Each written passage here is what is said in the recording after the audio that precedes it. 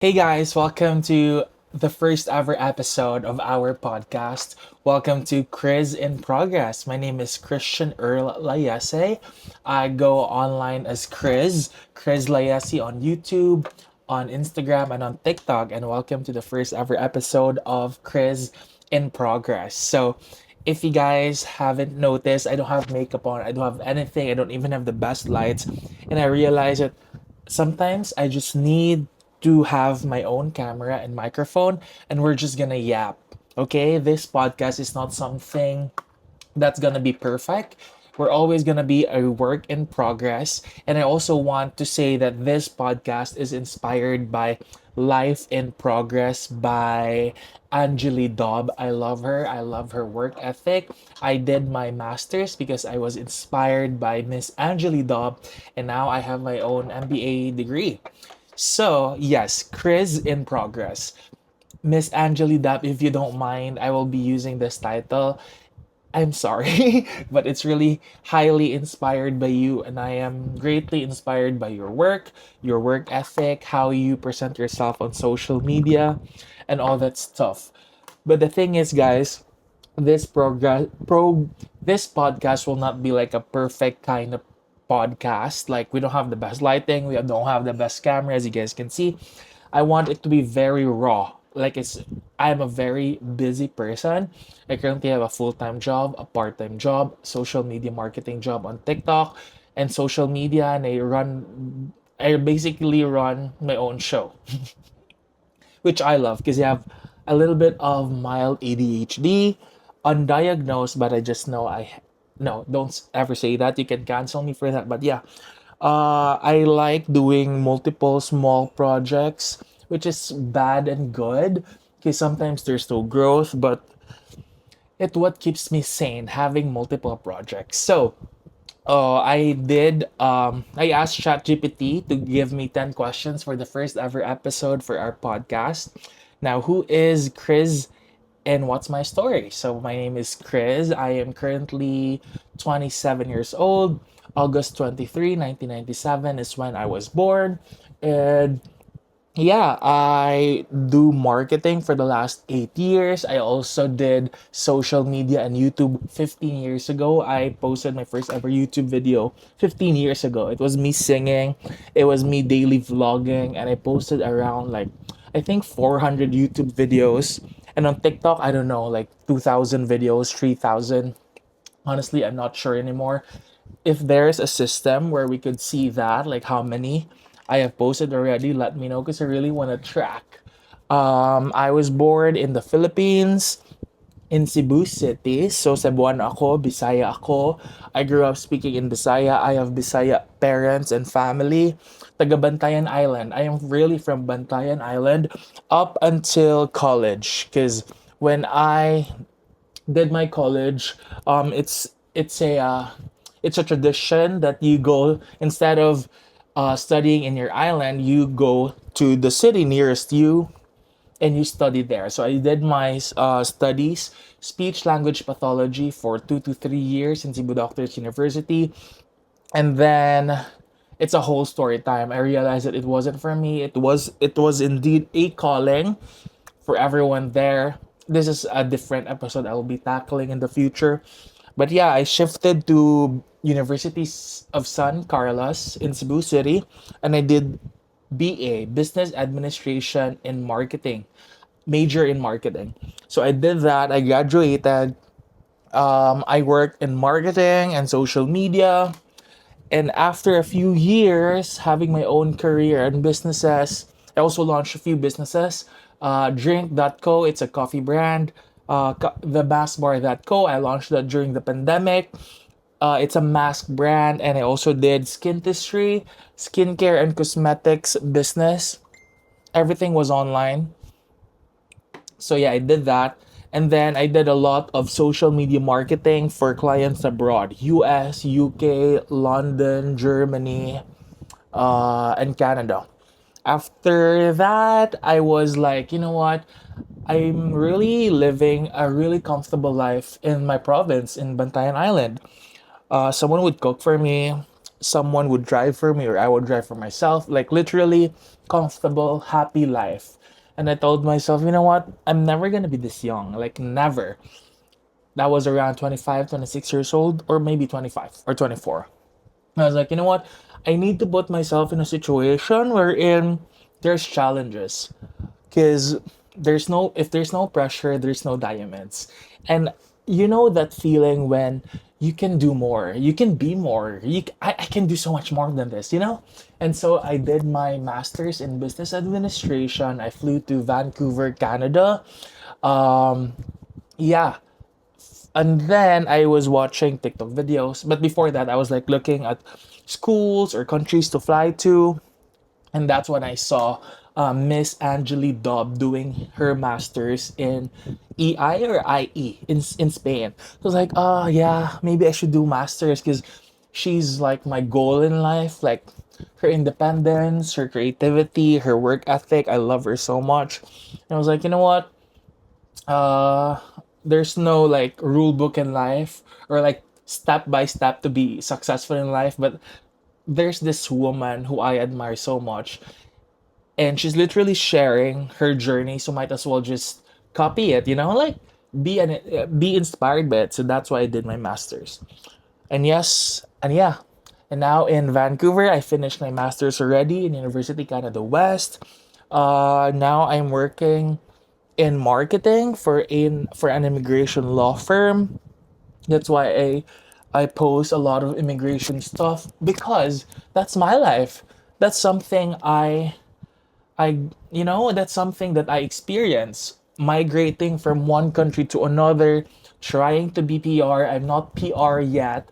I still have to wait for at least a year so I can have my profile in the PR pool. Hopefully by next year, we'll see. Manifestation should be real, and I will get my PR next year.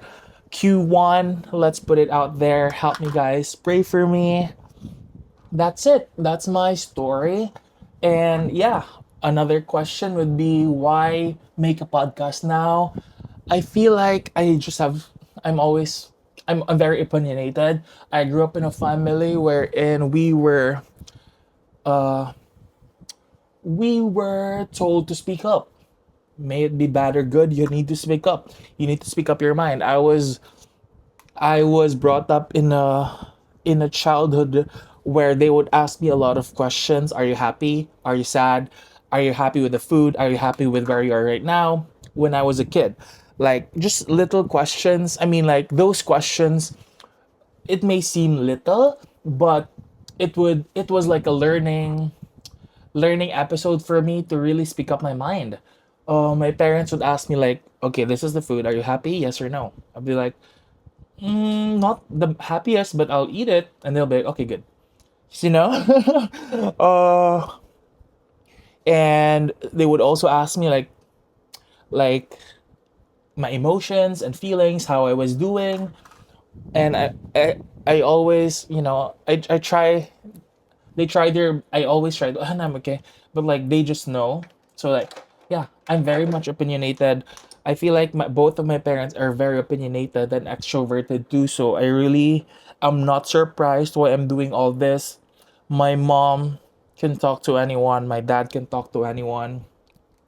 They're always like the life of the party. So and that's where I think I got my ethics, work ethics, personal ethics, uh, learn how to respect people, big or small, whoever you're talking to, and stuff like that. Work ethic too. I grew up in a family wherein they would be up at 6, 7 a.m. My dad would be working for his construction company. My mom would be working as a what do you call that? Board of director for an electric electric operative, like an uh, electricity company. And then I grew up in a childhood where there's a lot of like just working, working businesses and stuff like that. My brother has his own delivery business. That's why I just grew up in that energy, and I'm so happy I did, because every time me and my dad would be alone, he would ask me like, he would tell me like, "Oh, you do know that employment won't be the best route, but if that's what you're gonna do now, know that that should be like a temporary thing, you know." Like they've always been business minded, real estate or rental things, rental properties. Oh, my mom also has her own construction supply business, real estate. So yeah, that's the childhood I grew up in, and that's why I feel like I do a lot of stuff. I feel like not an obligation, but I feel like it's already embedded to me that working hard should be like a norm, you know? Like yeah, they reward themselves, they reward they reward themselves with travel and stuff, but you have to work hard, you know? They're always going to be there, assisting me or supporting me, but I need to be on my own feet. And that's a really, really good training, I feel like. Okay, so as you guys can see, I'm doing my podcast right now while doing my makeup. Why? This is not gonna be like a podcast where I just stay I just stay in a chair and I talk to you guys. I have mild ADHD but undiagnosed. But I feel like in Canada, in Vancouver, life abroad, you have to do everything.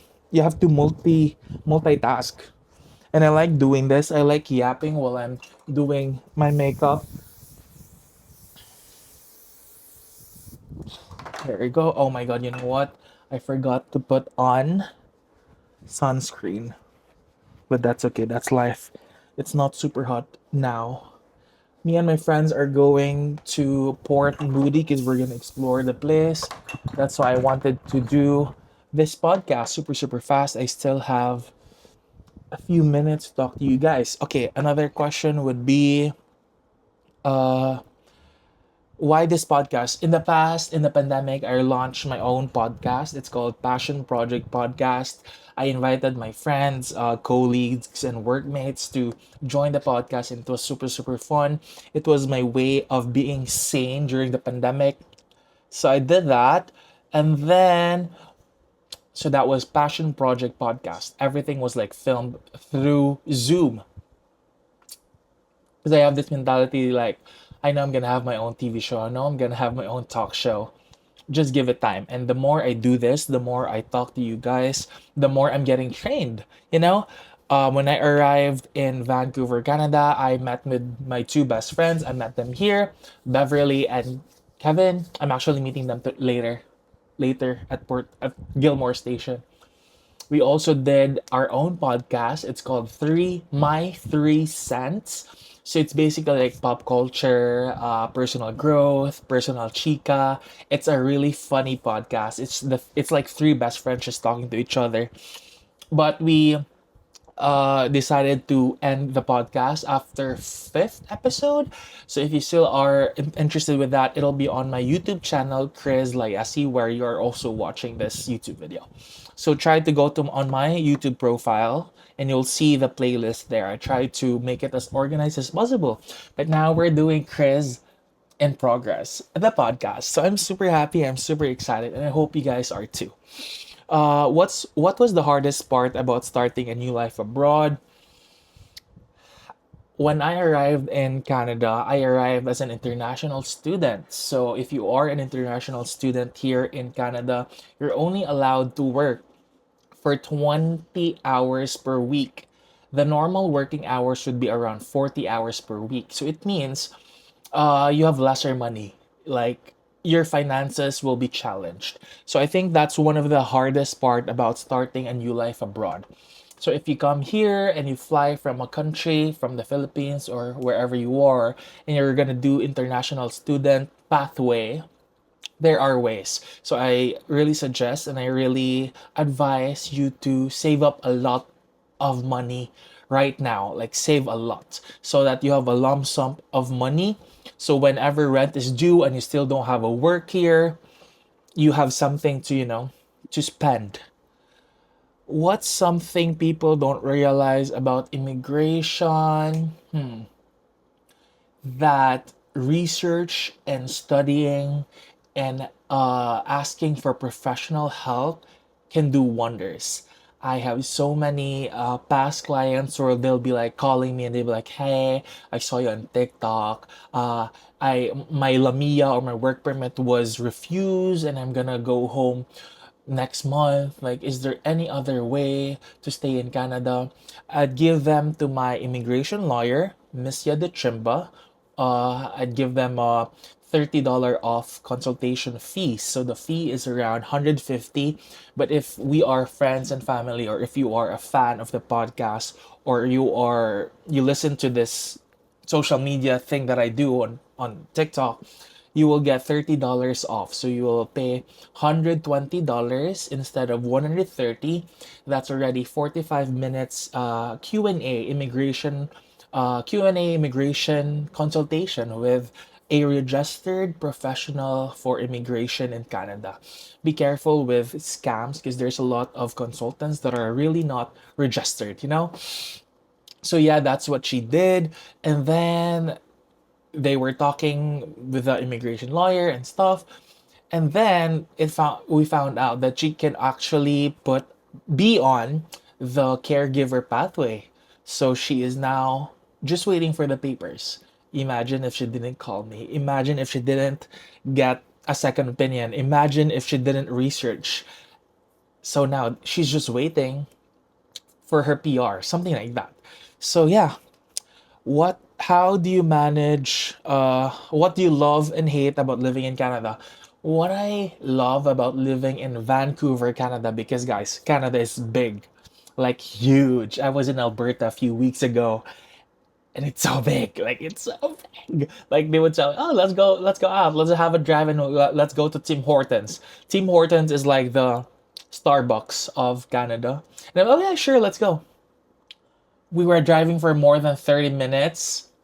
I couldn't see anyone. There's no houses. And I was like, wait, we've been driving for 30 minutes. Where is the Tim Hortons? So almost most of the time when I was in Alberta, I felt stuck. Like I felt like I need to go out. I need to go back to Vancouver. Because in Vancouver, 2 minutes drive, McDo, library, community centers, neighborhood, beaches, mountains. You know, like it's so good. Like the transportation is good. But yeah, that's what I hate about living in Canada is that if you're not living in the cities like Vancouver or Toronto or the city area, like transportation sucks unless you have a car. Okay. What I love, equality in terms of my sexual preference or my gender preference. I am openly gay, and in the Philippines, there's no like gay marriage, gay partnership, but here they have common law partners. So even if you're not married and you're with a guy and you're living in the same house for more than a year, you're already considered as common law partner, you know? And you get the rights as men and women. What are the rights? Since this is already like uh June, which is Pride Month, what are the rights when there are two people living together, man and man? In the Philippines, they cannot like adopt a child. They cannot give decisions when it comes to health, or if that person is dying, and you cannot have the last say because you're not married. You're guy to guy. But here you can. You can also have properties that are like the same as men and women. You can research all that, but that's just like a little introduction. How do you stay connected to to your Filipino roots? I think it won't be an issue for me. My friends are Filipinos. I talk to my family almost every week. I love Filipino food. It's the best. So feeling connected, it won't be an issue. I'm very much well connected. It's not like I already flew here when I was 26 years old. So in short, my frontal lobe was already like developed, fully developed. So I'm really a Filipino. Even if I'll get PR in the future, if I get Canadian citizenship, girl, Filipino. Okay, last is what does progress mean to you? Progress means just moving forward. Life sucks. Life's unfair. And it's not always going to be rainbows and butterflies and glitter and fun and happiness. But the thing is, if something good is happening to you, enjoy it, feel it, because it won't last long. Also, when you are down, enjoy it, feel it, cry, because it won't also last long. So yeah, just keep moving forward, keep moving on, and that is Chris in progress.